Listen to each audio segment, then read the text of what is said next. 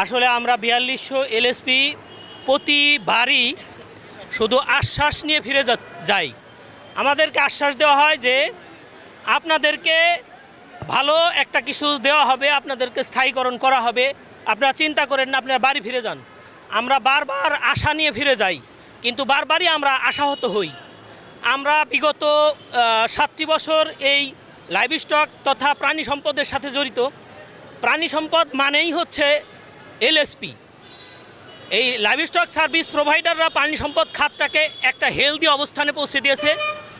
দিনরাত নিরলস পরিশ্রম এবং শরীরের ঘাম ঝরিয়ে তারা এই অবস্থানটা তৈরি করে দিয়েছে।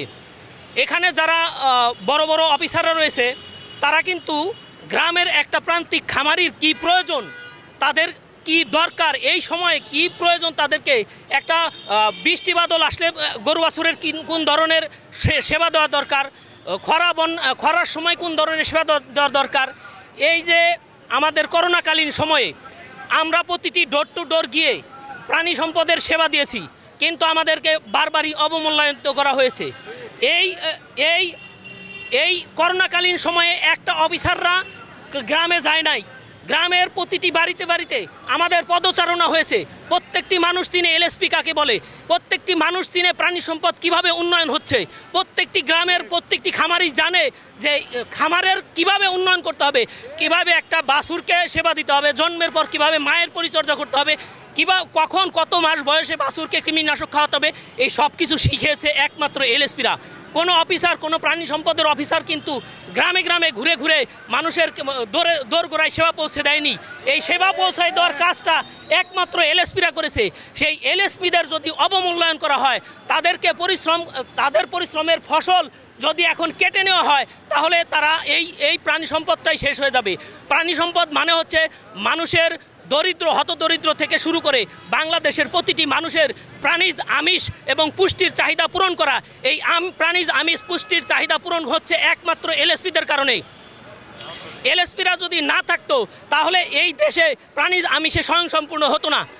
এই দেশে প্রাণী সম্পদের স্বয়ংসম্পূর্ণ করতে হলে আমাদের এলএসপিদের প্রয়োজন। এলএসপিদের বারবার বলা হয়েছে তোমাদের চাকরি স্থায়ীকরণ করা হবে, তোমাদের স্থায়ী কর্মসংস্থানের ব্যবস্থা করা হবে। আমরা আশ্বাসে ফিরে যেতে চাই না, আমরা স্থায়ী কর্মসংস্থান চাই। আমরা বলি নাই যে আমাদেরকে আরও বেশি করে বেতন দেন, আমাদের এই সুবিধা দেন, সেই সুবিধা দেন, গাড়ি দেন, বাড়ি দেন, এই ধরনের কোনো আবদার আমাদের নাই। আমাদের শুধু একটাই চাওয়া যে আমাদের একটা স্থায়ী কর্মসংস্থানের ব্যবস্থা করে দেন। মাননীয় মন্ত্রী মহোদয়, আপনাকে অসংখ্যবার আমরা সালাম দেই এবং আমাদের প্রাণী সম্পদের দিক থেকে এলএসপিদের পক্ষ থেকে আপনাকে অসংখ্য ধন্যবাদ। আপনি আমাদের দিকে একটু তাকান।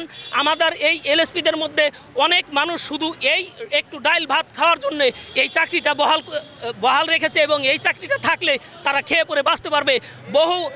বহু এলএসপিদের পরিবারে বহু এলএসপিরা থাকলেই বাংলাদেশ কেবলমাত্র প্রাণী সম্পদে স্বনির্ভর হবে এবং প্রাণীজ আমিষের চাহিদা যে রয়েছে সেই প্রাণীজ আমিষের চাহিদা পূরণ হবে।